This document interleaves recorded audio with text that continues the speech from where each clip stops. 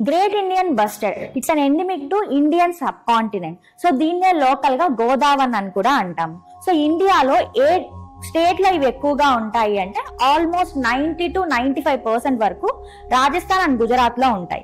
రాజస్థాన్ లో కూడా dessert national park లో ఇవి ఎక్కువగా ఉంటాయి అన్నమాట. సో వీటి యొక్క పాపులేషన్ చూసుకుంటే 170 నుంచి 180 లోపు ఉన్నాయి. అందుకే వీటిని IUCN రెడ్ లిస్ట్ లో క్రిటికల్లీ ఎండేంజర్డ్ లిస్ట్ లో ప్లేస్ చేయడం జరిగింది.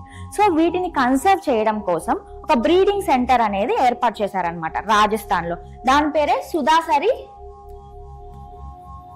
Breeding centre. ఇది రాజస్థాన్ జైసల్మీర్ డిస్ట్రిక్ట్ లో ఉంటుంది.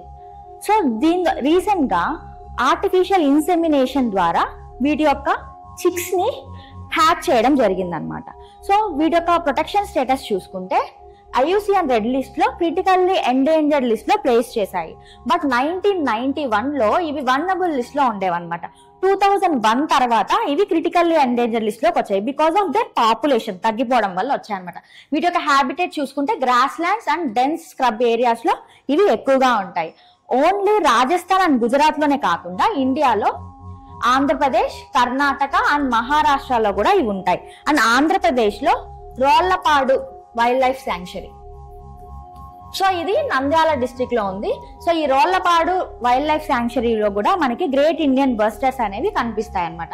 So wild life protection act 1972 లో Schedule 1 లో ప్లేస్ చేశారు. అండ్ సైట్స్ లో Appendix 1 లో వీటిని ప్లేస్ చేయడం జరిగింది.